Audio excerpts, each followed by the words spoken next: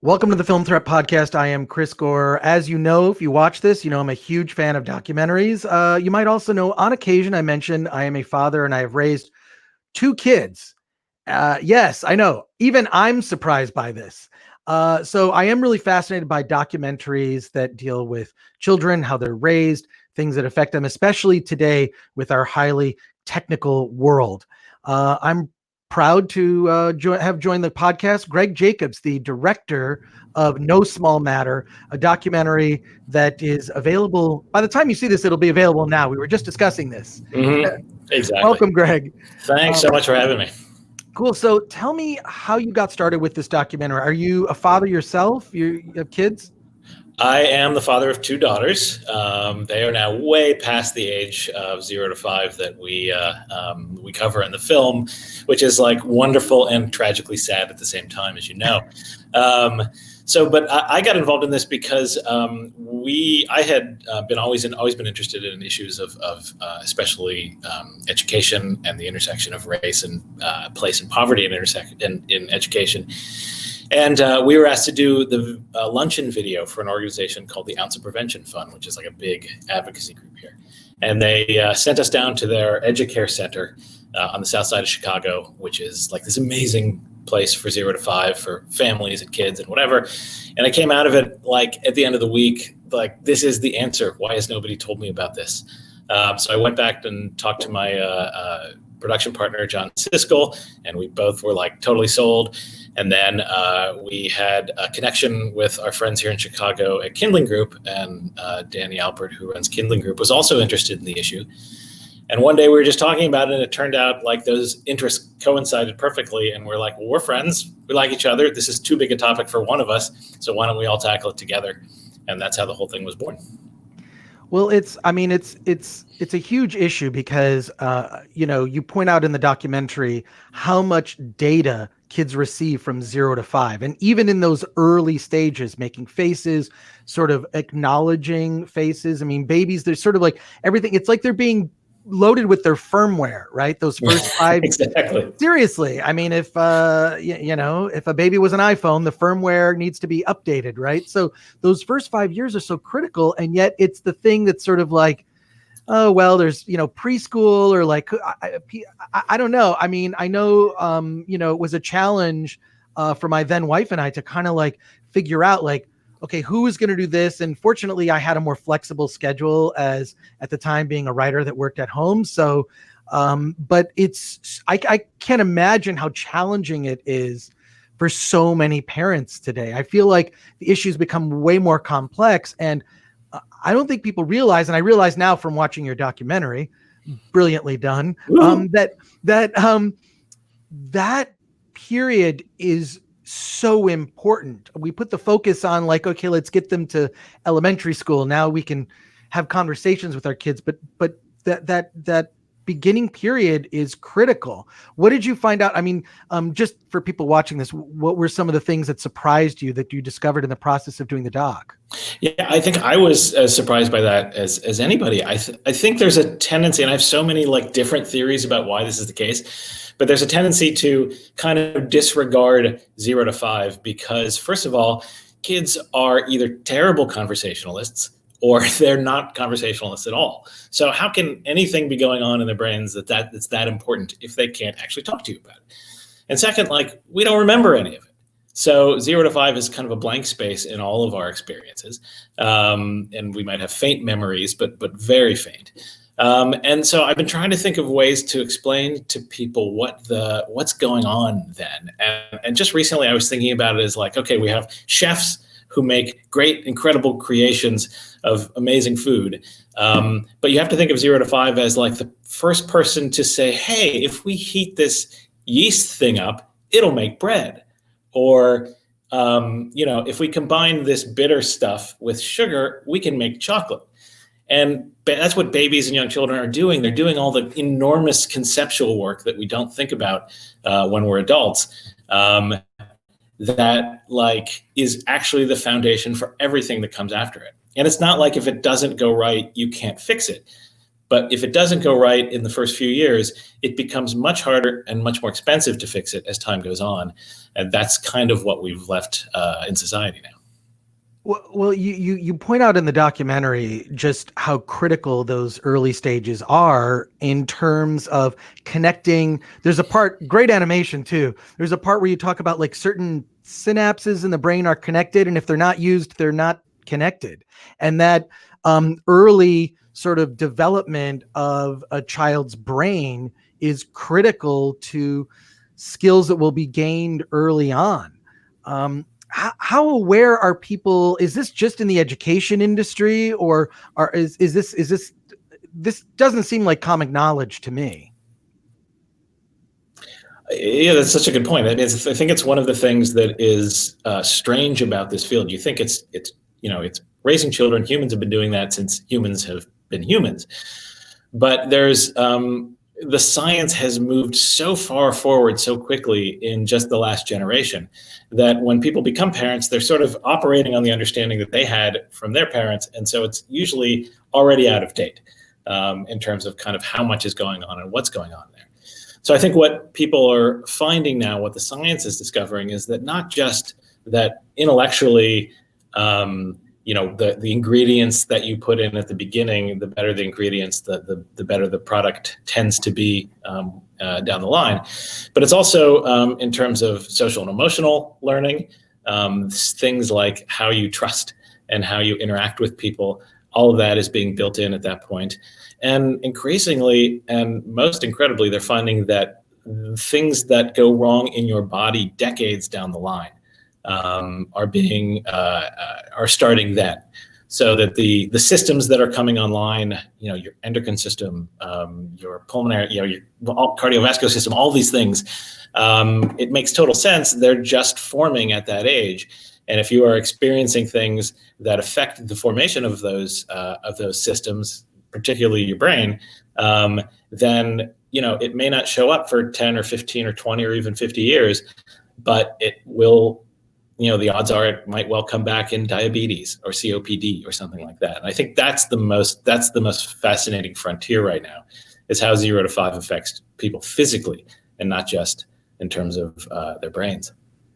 Well, this is not really covered in your doc, but something that just as a parent that I'm proud that I've raised 2 children that aren't assholes, which is statistically extremely difficult on the West Coast in Los Angeles. Let me just say, I when I see parents that have a young child, and I mean like under 2 years old, that is in front of some screen, and they've got like their iPhone is just sort of to sort of like absolve themselves of any sort of parenting. And I always get really upset when I see that. And I've heard, maybe you know more about this than I do, I've heard that babies that are exposed too early to screen life, that they'll pick up a book or a magazine and find it strange that it doesn't move when they touch it. Do you know anything about that? Or is that... Yeah, no, there are some amazing videos of kids like sitting on an iPad and like, why isn't the page, or on a magazine, turning it like an iPad?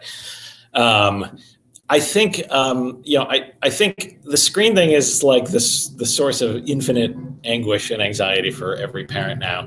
And it's not necessarily that screens are automatically bad. There are ways of using screens that, if you use them in context, if you use them in coordination with the child, then, there's learning going on, there's stuff happening. The key is back and forth. The key is interaction.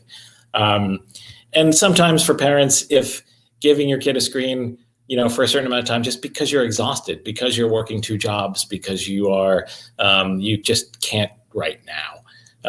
I don't think there's no permanent damage that's going to come from that. I think the thing that people need to realize is that the magic ingredient in all of this is interaction and relationships. It's not cramming a kid's head full of learning tools, and it's not turning them over to the screen. It's as much as you can comfortably having a back and forth interaction and relationship with the child.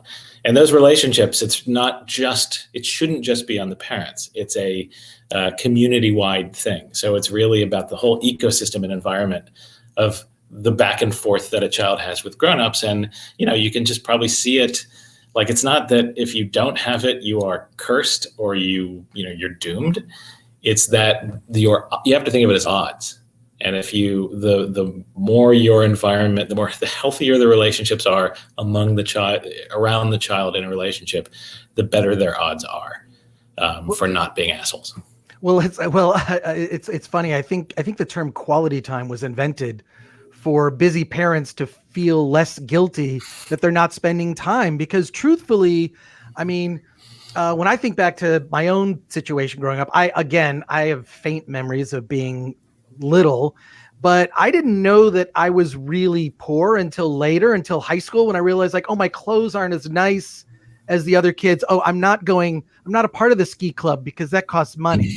You know what I mean? Like, I had newspaper routes from the time I was 9. So, but I didn't feel like I missed anything, because I feel like when a child is loved, I feel like money only matters so much, right? But what I love about the doc is it gets into the economic, the ways that economic realities affect parenting twofold. One, from the caregivers in the field, right? There's a woman that you cover, and not only is she, she's working a night job as a bartender, and then she's taking care of children during the day, and she was a phenomenal teacher. I mean, the way she interacted with those kids was incredible. Mm-hmm. And then you show some of the one of the mothers who's just struggling, like, I just making money to pay the rent and get food and then spend time with my kids. How do I then pay for childcare? I mean, I know, having been there, that it's expensive. I mean, you're spending $2,000 a month for childcare. So then that just changes your whole economic equation, and also where you live to be able to afford it. I'm sorry, it's not like I'm a big question, but these problems are so daunting. And then you see how it affects a whole generation of kids. So, yeah. It's the enormity of it is part of the challenge with the issue. When we are parents, all we want is for our child to go to sleep or eat the thing we want them to eat, or not, like, take their sock off when we're trying to put their shoe on. So it's such an individual and intense thing. And you're so exhausted. There's no political advocacy going on at that point. You just want your kid to sleep or eat or whatever. So I think part of the goal of the film is to make individual parents realize that the stress that they are feeling and the economic strain that they're under is not them. It is a failure of the way we live. And we always like to say, there's the old cliche, it takes a village to raise a child. And the movie is about what happens when the village disappears and nothing takes its place.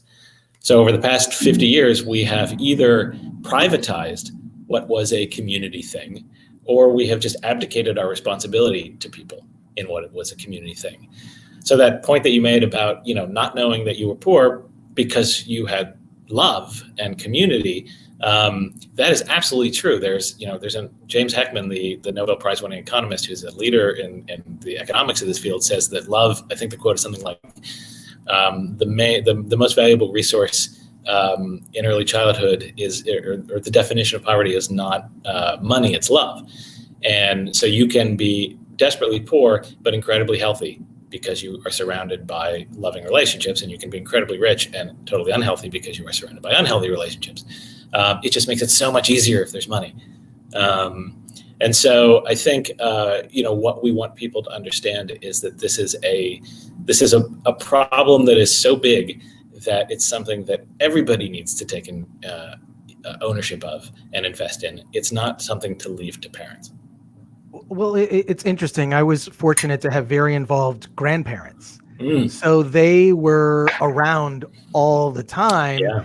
And I think the breakdown of the family, and you see families, they live in all these different places. The grandparents are not as involved, right? But mine were fortunately, like, they were like co-parents in a sense, with me. So I just feel very fortunate with my upbringing. I didn't have the best clothes, but Yeah. Well, and also with grandparents, like one of the, there's a woman in the film, Jessica, who was one of the sort of direct to camera interviews. And she, at a certain point, breaks down in tears because when they finally were able to have a child after multiple miscarriages, it was so precious that seeing what was going on in childcare was completely dispiriting. And so her husband ends up leaving his job to take care of the baby. And I asked, they had both grown up with grandparents who took care of them. And I asked about that, and she was like, well, my grandparents are working. Like, they still have to work. So if you have an economy where everybody in a household has to work in order to make ends meet, that grandparents, they're not any more available than parents or whatever. It's just screwed up. Well, it's the larger problem of just the shrinking middle class, right? I mean, the only part of the world where middle class is growing currently is China, oddly, and not here in the States. So, and you just see how it affects across the board. I do want to ask about, you did get a huge celebrity in your film, Cookie Monster. Yeah. How did? Yeah. Can you talk a little bit about that, just as a documentary filmmaker and having to work with, obviously you had to get clearances and rights and whatnot to make that happen. And then you got to see someone play Cookie Monster, which I know when my kids were at that single digit age, I mean, that is not a bigger celebrity. So yeah, I don't know how much I'm really even allowed to say. I feel like I'm going to be talking, and all of a sudden I'm going to get like an arrow from Sesame Street, like, revealing, that there's a human in there. It was the best. I mean, it was crazy. I had the good fortune of being able to kind of sit next to Cookie just while the interview was getting started, just to sort of make sure we were getting the framing right and everything. And it's this inanimate thing, this bundle of fabric, and it's just sitting there lying on the couch. And then the puppeteer, who is both a genius puppeteer and an hysterically funny guy, puts it on. It's operated by two people. And the moment Cookie starts to interact, it's like you are seeing a friend that you've had your entire life. It's the weirdest phenomenon like ever. I was just watching that footage, in fact, recently, and it really is like I'm completely blown away, because you don't know how to process the fact that the question you've always had, like, how do they interact with these puppets? Like, how do people make it feel so natural? And then it just happens like that. And it's just so cool. I mean, I was fortunate enough to cover one of the Muppet movies, and I remember being starstruck. Like, totally. There's Kermit, there's Miss Piggy. Like, I mean, it's kind of weird, like, to be starstruck by Felt, right? Yeah. Like, oh my God, totally. Kind of strange, but so how are people reacting to this? Because just having been around the indie film world for so long, I saw more documentaries about marijuana than I care to admit. And I'm not a pot smoker. But I support the legalization of marijuana. And now I don't see those documentaries so much anymore, because social change has occurred. In the last 20 years, the thinking behind that has changed. It's been decriminalized. It's the things have shifted, right? This is now the second documentary I've seen about children and how and just the odds being against them this year. Another one called Screened Out. It's more about like spending less time on your screen, especially how it affects kids. Was another documentary that I covered. But what's it going to take to kind of shift? I mean, I feel like if the economic problems in this country could be solved. Oh, what am I thinking? That's pie in the sky. That's like, but you know what I'm saying? Like the problem is so big. And I say this just because my girlfriend is a school teacher. She teaches fourth grade. Oh, wow. And she teaches fourth grade in an area of kids that they're lower income. Their parents are lower income. Their parents are struggling. When the pandemic first hit, these are parents that like, oh my God, now I have my kids at home and I can't work. And now they're going to go part-time, and there's all debate about what school is going to look like. What's it going to take to shift? Is it going to be a decade more of documentaries that explore this topic? Other solutions? What's I just want to know that there's some light at the end of the tunnel, or some. I know at the end of your documentary there's a website you can go to So tell me about that, Right. and then what kind of your next steps are. Well, so I think, there are people who have been working on this issue for decades.